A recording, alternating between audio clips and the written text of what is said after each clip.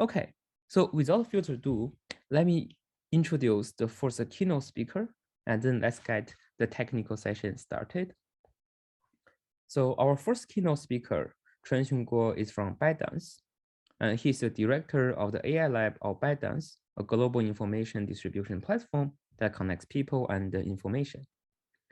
Before that, he was a principal researcher at Microsoft Research Redmond, and before that, principal software engineering manager at Microsoft Azure and senior researcher at Microsoft Research Asia. He has won several awards for his research in data center, both academic and inside MSR. His area of research include networked system at larger scale, data center networking, machine learning systems, system availability and troubleshooting, and cloud computing. Now let me switch to the first keynote speaker, and Chunxun, the floor is yours.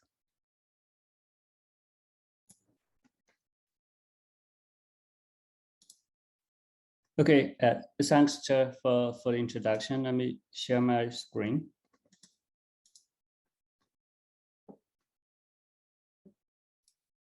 Shuang, hi. I hope that's okay to record the session with you. Is it okay? Okay. Yeah. Can you hear me? Can you see my screen? Yes. Yes. Okay. Okay. Let me get started. Yeah.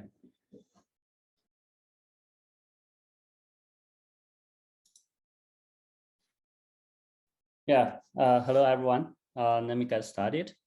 So the talk, the title for this talk is the systematic communication acceleration for distributed DNN training. I'm Chunxun Guo from BytePS.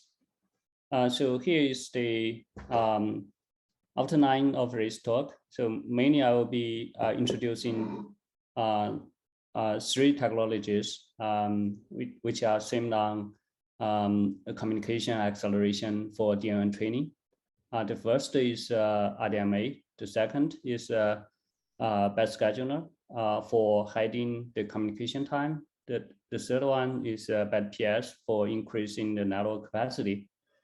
I will also try to briefly discuss what will be the next for machine learning training system. So the background of this talk is that in 2012, the machine learning community has breakthrough using the AlexNet for breaking the record of ImageNet. So the AlexNet is actually machine learning is a deep neural network. So it's very good at doing this image categorization. So for example, given an image of a cat, it will output the cat, right? So actually there's a book called the Genius Makers that actually gives quite a lot of background of this period of time. If you're interested, you can read to get more background. But the point here is that if I actually give the Genius Maker this photo or this picture as an input, I guess they most likely AlexNet will not be able to output actually this is a book. So this is just to say that for its deep neural network, it has something that actually is good at, but not everything. It's still at the beginning of a long journey, I guess. So after the AlexNet, we got a lot of neural networks from the ResNet now to the GPT-3 now is 175 billion parameters. So in 5 years the model size increased 10,000 times, but the calculation capability of the GPUs or any computers actually increase in 10 years is less than 10,000 times. So apparently we have to use distributed technology to accelerate to match the progress of the model size. here are some typical neural networks, ResNet, BirdNudge. As you can see, right? In order to training these neural networks, right? For example, to train a ResNet 50, we can use a single GPU to do the job, in several days. But if it is BirdNudge, we will need more than 2 months. So if it is GPT-3, actually we will need 2 months, even we have more than 1,000 GPUs. So as you can see, distributed training will be needed. So let's back to how the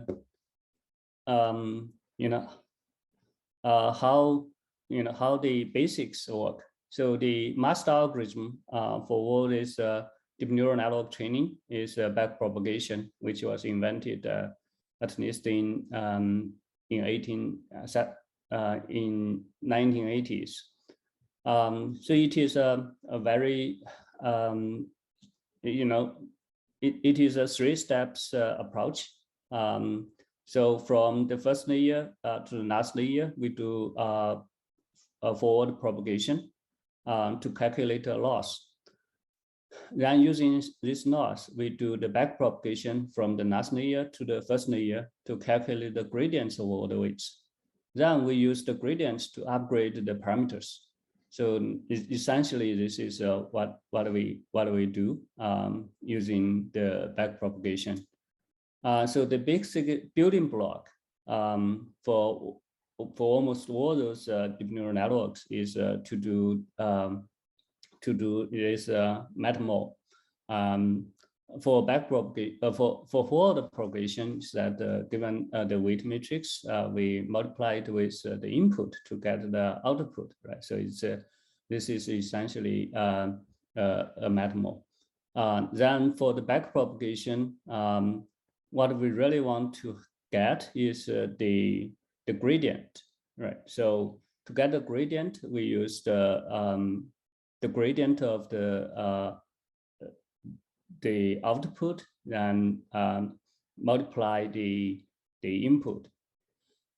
And so the gradient is what we want, but because this is a multi-layer network, right? So we also need to get the gradient of the input to get, so so this gradient of input will be will be needed for the next layer's calculation, right? So it's so essentially speaking, as you can see, the back propagation will need roughly two times the computation capability as compared with the forward propagation.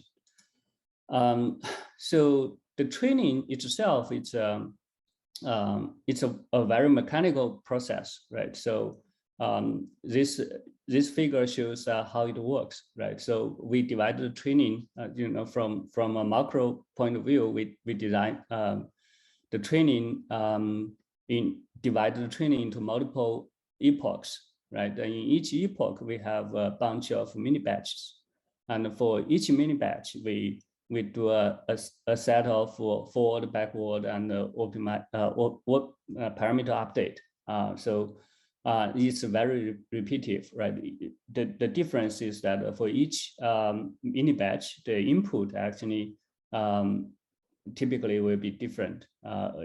For example, a random sample of word input, right? So in order to do the distributed training,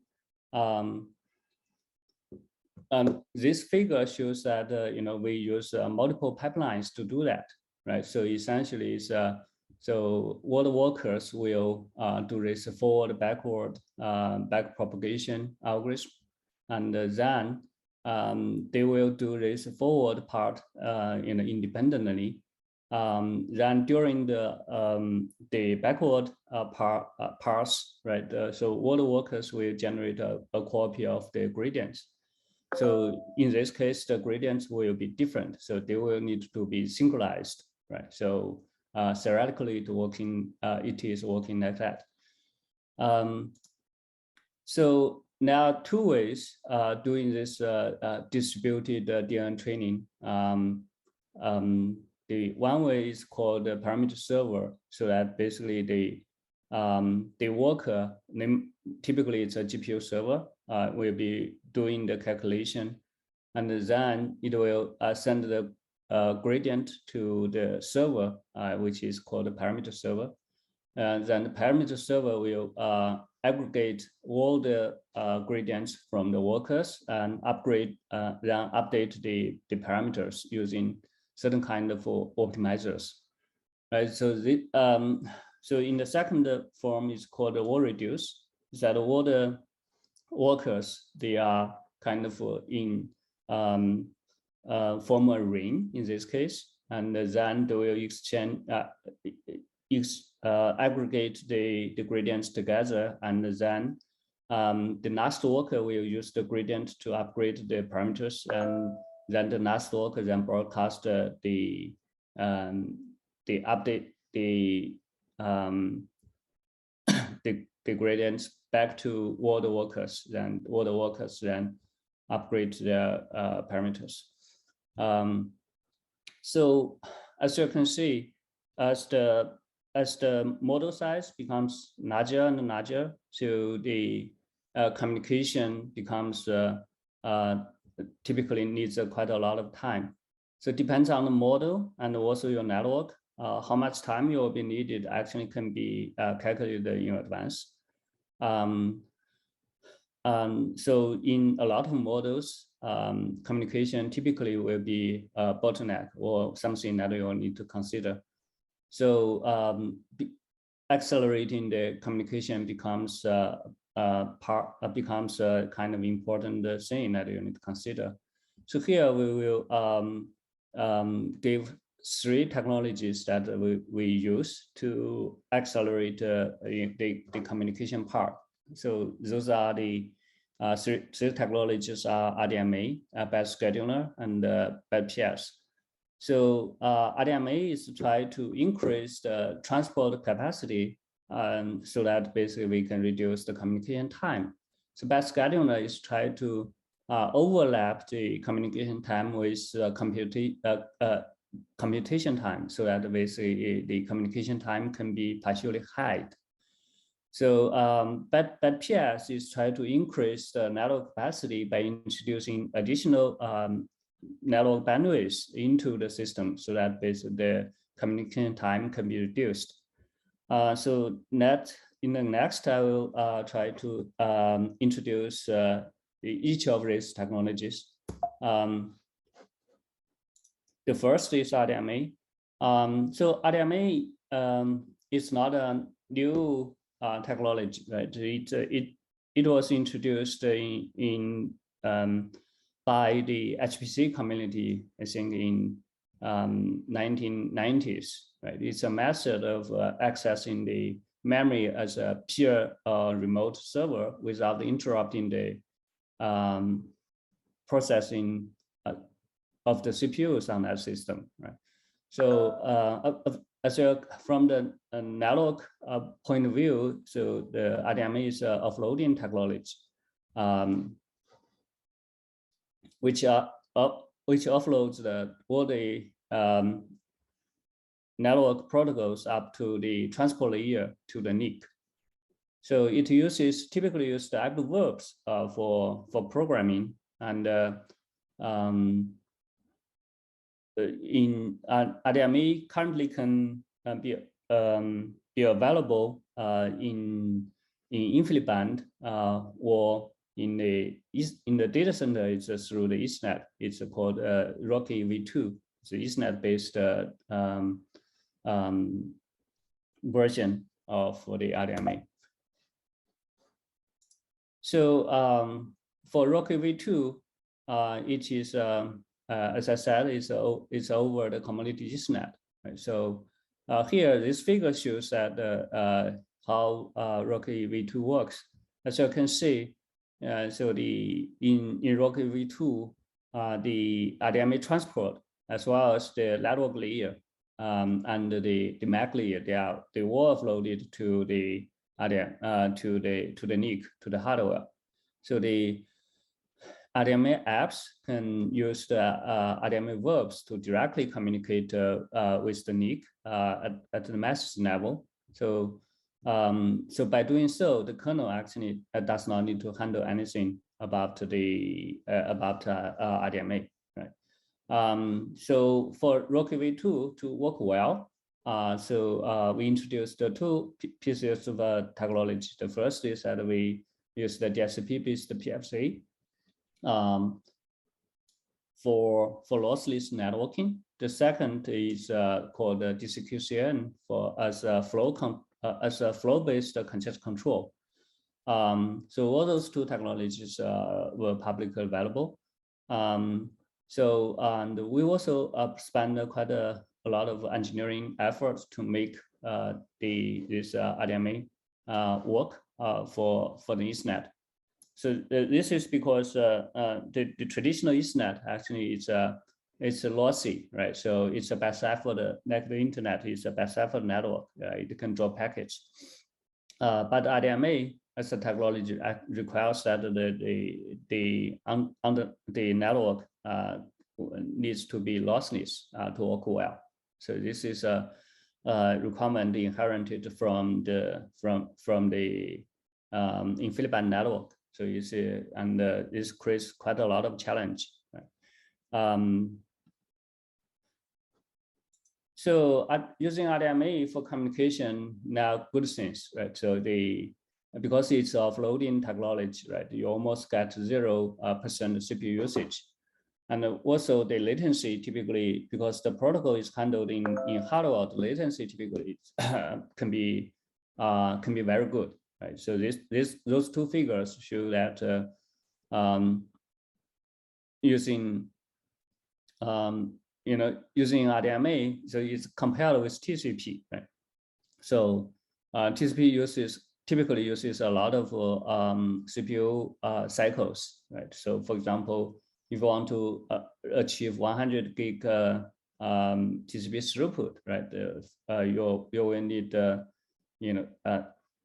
at least several cores to achieve that, and around 20% of the CPU cycles, right, to get there. But for RDMA, as you can see from the figure, it's typically 0%. And the latency, RDMA achieved the level of latency achievable. Typically, it's very low, right? So this is because unlike TCP, which is handled by the CPU, the transport of RDMA and it's handled by hardware in the NIC.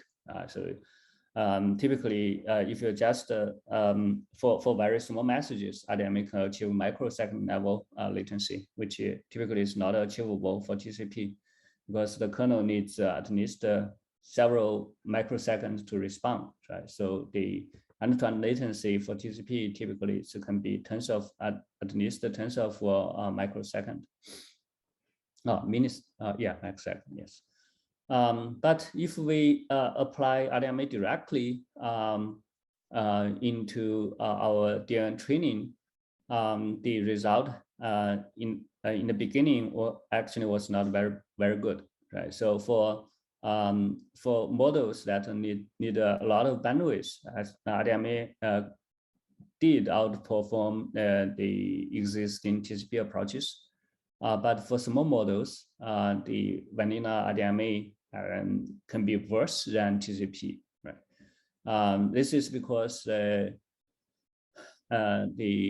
models like ResNet 50 and Inception has a lot of small tensors, and the overhead is larger than the benefit of RDMA. So then we can do a profiling to see what happens, and figure out actually what are the engineering issues, not the fundamentally RDMA should be performed much better, but in reality it was not. So we figured out several engineering challenges that we currently here we present to you. So the first is the memory registration. So you know RDMA is a technology that actually it can do this one-sided operation, namely a remote server actually can operate the memory of another server, right? So, but to do that, it first need to register the memory, and the memory registration is a very it is a very heavy operation, which typically take in the worst case can take up to several milliseconds. But for as I said before, the DNN training is a mechanical repetitive process, which means that you know you can if you do well, you can register the memory once in the first training iteration and reuse the memory in all the rest you know iterations, right? By doing so, you'll save all your time of doing the memory registration. So this is exactly what we did, right? And this by doing so, we can get rid of all those memory registration time. Right? Let's see. Nice question. So to support RDMA, shall we have a RDMA controller? Yeah. So to support that, you know, you will need to have a RDMA NIC. Typically, it's called RNIC. But the good news is that for all the current you know commercially available NICs from Mellanox or from Broadcom, they will support RDMA. Yeah. So yeah, let's continue. So the second is still the second improvement we did. It's still kind of related to this memory reusage. So memory registration is a kind of local operation. So a server needs to register memory before it can do anything about it. But this is not the end of the story, right? Because for example, if you do RDMA write, you actually your server actually needs to manipulate or put the content into another server. So into write the if you want to write the memory of another server, you need to know where to write, right? So you need to, so the other server needs to some mechanism to notify you, right? If every time you know the memory is changing, you need to do this notification you know every time, right?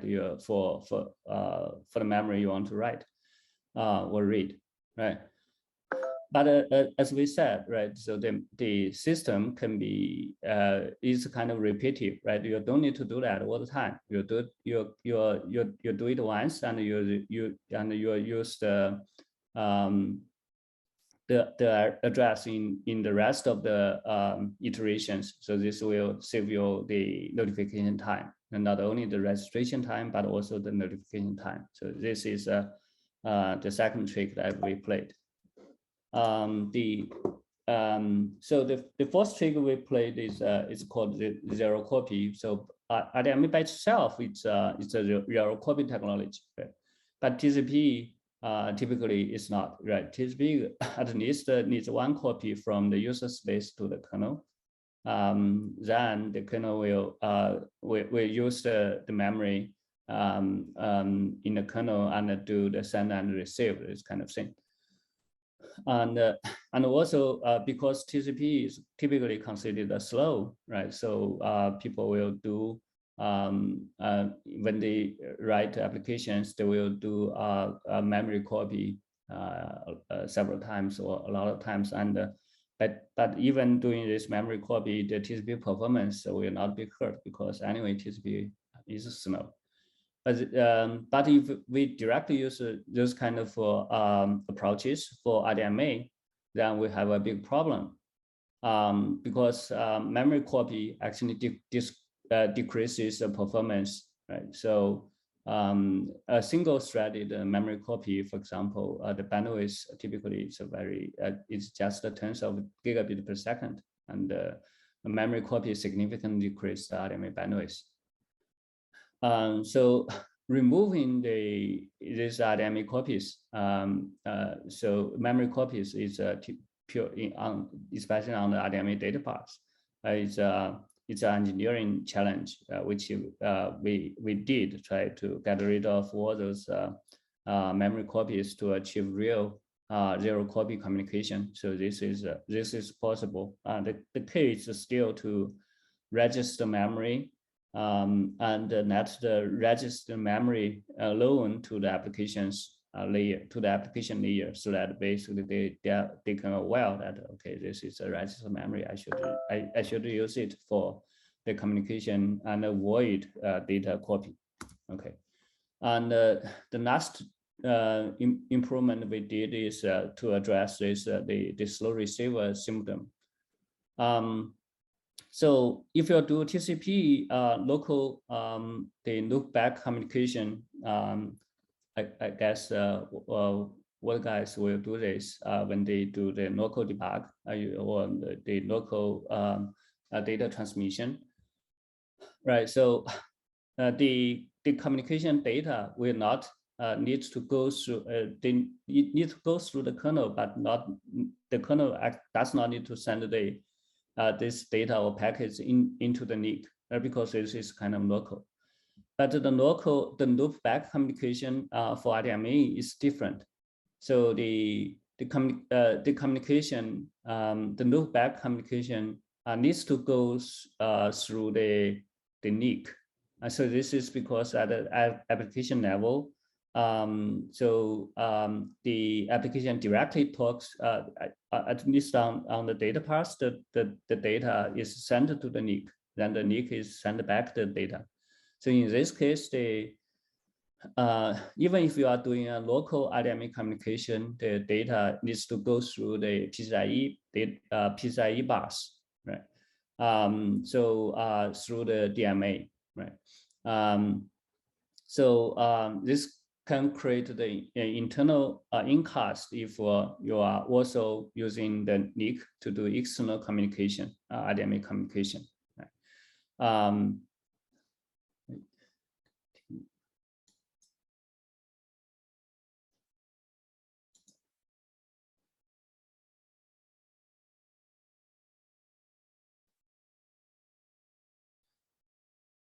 Yeah, so the question is to ask exactly the overlap, how the overlap works, right? So we'll talk about this in the second part of the of this presentation.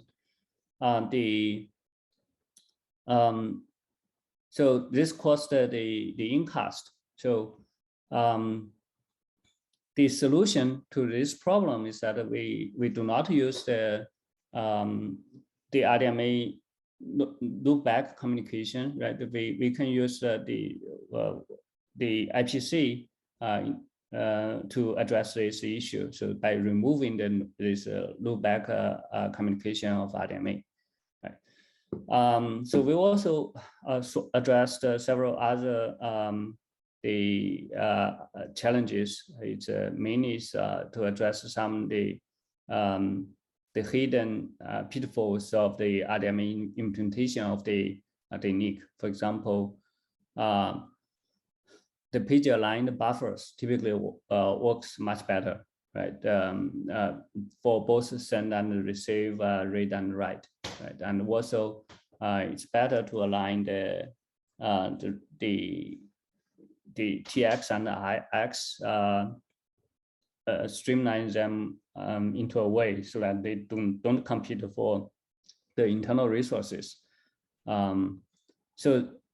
So for RDMA, now several next steps. The first is, currently we can make RDMA work for hundreds of servers, and in the near future. We may even need to introduce much larger infrastructure. So in this case, the lossless fabric typically scales not very well. So we will need to make the RDMA work for the lossy infrastructure. And we also need to improve the condition control so that the RDMA works well when we are using a lossy infrastructure. And also in the near future, as we can see, is that one of the biggest customers for RDMA is actually for machine learning, because machine learning needs a lot of network bandwidth. So in the near future, we see a need to integrate this RDMA with better with the machine learning operators. So the second part of the talk, I will talk about how to hide the communication time by using the BytePS scheduler. So this graph shows how the dependency graph on how the training works, right? So it's I actually put this in this figure. It's a dependency graph. I actually put the backpropagation part in the beginning of the graph, right? So so backpropagation started from the last layer to the first layer, and forward propagation started from the first layer to the last layer, right? And as you can see, once the last layer of the backpropagation finished, we can then push and we can push the gradient to the parameter server, and then update the parameters, right? So this is the true for the next layer as well. So as you can see, we always start from the last layer of the gradients and finish in the first layer of the gradient, right? But the first layer of the gradient actually will be the first one be needed by the first layer of the forward propagation, right? So so this essentially is the dependency graph. And what we can see, the opportunity here is that because the first layer of the gradient will be needed first, so we should treat them as a higher priority because they will be needed first. But in reality, we'll transmit to the last layer of the gradient first, right? So this is we call the kind of priority inversion. So generally speaking, for priority scheduling is that if layer I should have a higher priority than layer J for distributed DNN training if I is smaller than J, right? So this is the operation that we made, and also we can do if we abstract the problem as a scheduling problem, it becomes quite clear that it's a quite hard problem because what we really want to do is to reduce the scheduling time, is to reduce the end-to-end training time. But we soon discovered that the original problem, if we treat the layer of the parameters as a whole, then it becomes a quite an NP hard problem. So fortunately, this problem has a very simple, the original problem actually is quite hard, but we have a trick that to turn this problem into a very priority scheduling problem into a very simple problem by partitioning the tensors into small ones. Because the tensors, as I said, can be each layer. The bigger tensor can be tens of megabytes per second. So anyway, we will need to partition the tensors into packets. Right? So this and also we found that if we combine this priority scheduling together with the tensor partitioning, and in this specific case that I'm showing in this figure, we can save the communication time by up to 44. This is quite a big saving from the communication point of view, right? So this actually is quite interesting. It's a core idea that used in BytePS scheduler. So this idea, when we began to work on this idea, we found that actually this we tried to write a paper about this, but we found that then we found in the upcoming CSML workshop that at that time, I believe it's still kind of a workshop, was the first published 2 papers actually with a similar idea. One is called P3, the other is called Tic-Tac. And but we did more theoretical foundation of this work, and we found that by partitioning the tensors, we reduce an NP-hard problem to an easy problem, a very easy problem, and also we found that if the tensor size is very small, then this is the optimal way to reduce the communication time. Then BytePS has the challenge how to apply this tensor partition together with the scheduling into the training frameworks, because the training frameworks actually can be very different. We have TensorFlow, PyTorch, MXNet. So if you look at this challenge, actually it's quite interesting, right? So if you look at how all those kind of training works, and it's it's quite simple, right? So it's the master algorithm is backpropagation. But if you look at the frameworks that we have for the machine learning training, we have quite several, right? Currently it converts to PyTorch and TensorFlow. And when we began to work on this, and we still have the MXNet and Cafe, right? So they are very different. So the PyTorch is an imperative engine, right? And TensorFlow is a kind of declarative engine. And both of them have these global barriers between iterations, which actually breaks the tensor scheduling which we want. So we did so the idea here is that we introduce a layer called this BytePS scheduler core, and it is able to work with various frameworks, and we also use the framework specific plugins to work with different frameworks. So by doing so, we can provide a single BytePS scheduler architecture for all those kind of frameworks and make it work. And there are quite a lot of details on how we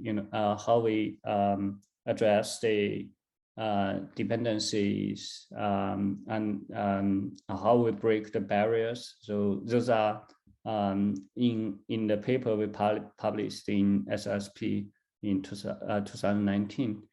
So due to time limitation, I will not go through the details here. So the third piece of work that I would like to introduce is BytePS. So the observation here is that for machine learning training or for DNN training, what we are using is a kind of heterogeneous clusters with GPU servers, and the GPU servers typically have the CPU servers as for the parameter servers, or even for a GPU server, it will have several CPU cores, right? So because GPU is currently still kind of considered as a accelerator, it does not have its, for example, operating system, right? So it has to have a GPU server has to have several CPUs to work well. But the reality, if we look at that, is that if we use word reduce, right? So we simply cannot leverage the CPU machines, right? because the GPU machines they will form a war radius in a homogeneous way. So that's in this case there will be no CPU machines or CPU servers got involved. And if we use a parameter server, for example, in this case, we have 3 GPU servers, but somehow has only 1 CPU servers. And in this case, we will create a traffic hotspot with CPU when CPU got not enough, right? So apparently, all those 2 cases, they are all suboptimal for this inter-machine communication. Right, we did all those kind of measurements to demonstrate that both the war radius and the parameter server, they are far from the optimal scenario.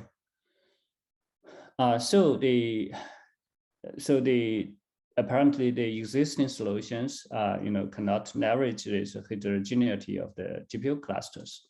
So what shall we do? So the observation here is let me go through this simple example. So in the first case that we have a parameter server scenario, right? We have 2 CPU machines and 3 GPU machines, right? So if we do this parameter server based communication, we can see that the GPU server can use only 2/3 bandwidth of the GPU server, right? So then in this case, 1/3 bandwidth of the GPU server is not used, right? So on the other hand, right, if we use the GPU servers for ring-based war radius, right? So in this case, we can see that the bandwidth introduced by the CPU servers are not used at all, right? So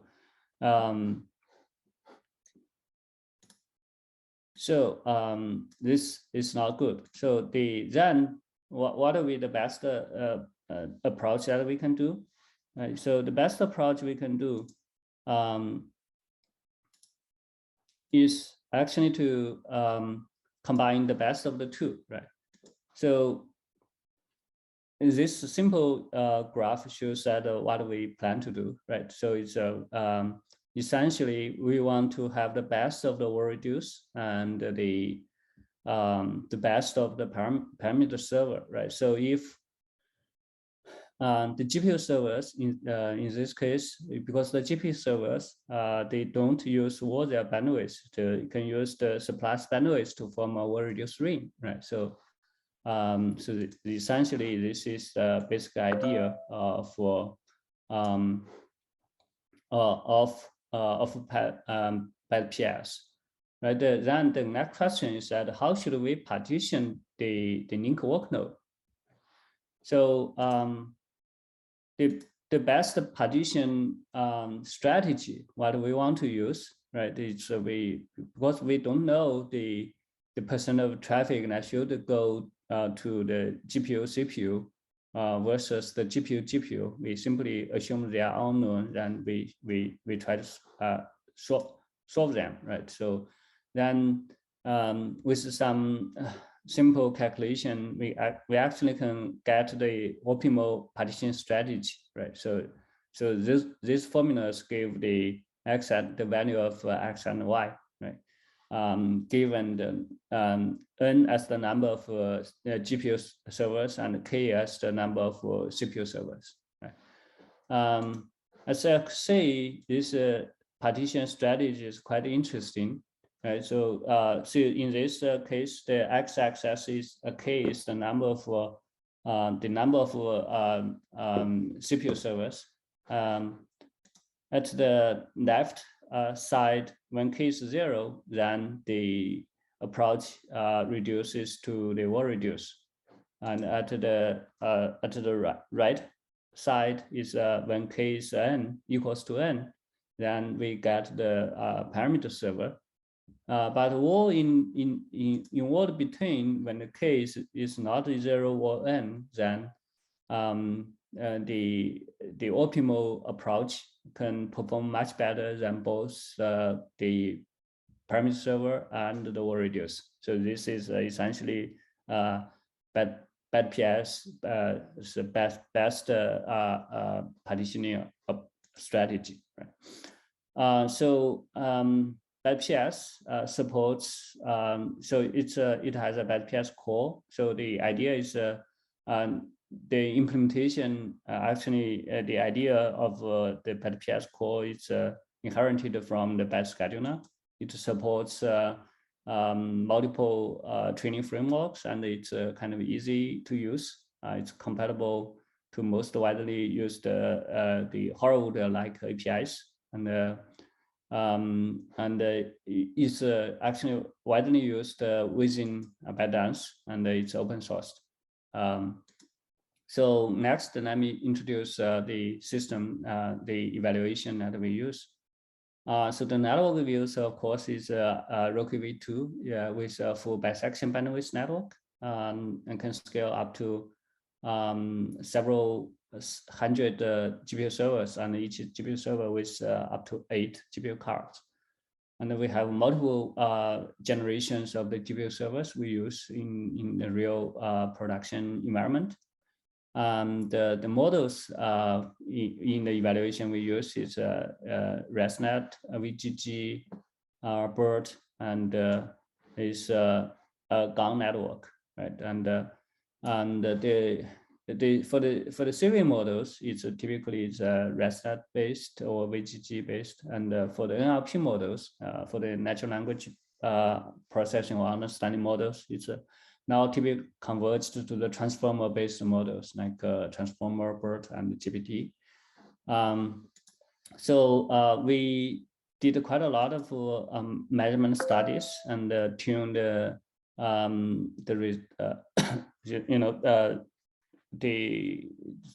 result we presented here. It shows that, of course, the BytePS achieves its design goal, and also it outperforms both the word reduce and the parameter server by quite a big margin.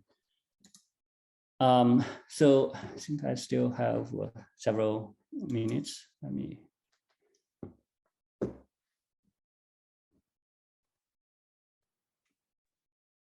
Yeah, that's a question. So for the best partition work, there's no link speed between CPU and GPU.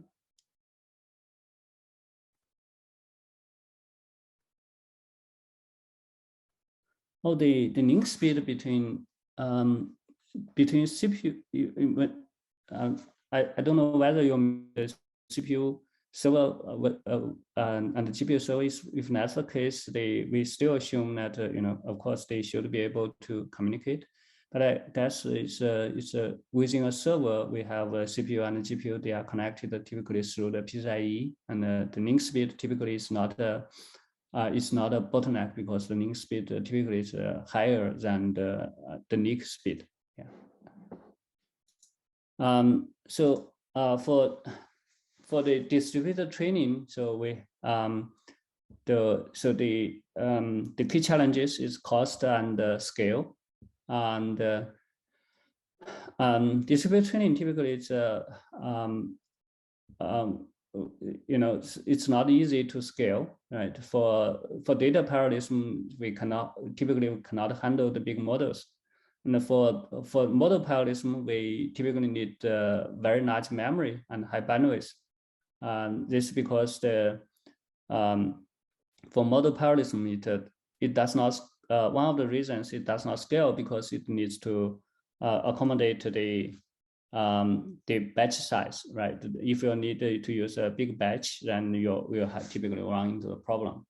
And for pipeline parallelism, it's not efficient, right? Because you kind of will get into the bubbles as your with this pipeline, right? So I think the future is kind of this called auto parallelism. Is try to integrate in the best of all those three parallelisms as much as possible automatically. And also a nice interesting direction is called this how the future machine learning system hardware and the interconnects will evolve. So currently we have GPU, and we also have domain-specific accelerators like GPU and many others. And also the communication technology now for GPU is NVLink. For NVIDIA GPU is NVLink. But how this will evolve is also quite interesting. Will Ethernet still be able to catch up? And so it's still too early to see. And also for the transport, we have RDMA, but now proprietary protocols got introduced as well. And for the network infrastructure, we will have this closed network versus a direct network used by, for example, the TPU and also the Tesla Dojo, right? So now there'll be quite a lot of interesting things to work on, right? I assume that it will be still quite exciting and interesting to work on this. Yeah, I think. Yeah, that's the last slide of my presentation. I think I'm just in time. Thank you so much, Chuan, for this amazing talk. I think we have 1 or 2 minutes to take some questions from the audience, if there's any. Yeah, so someone raise hand. Yeah, let's see. Hello.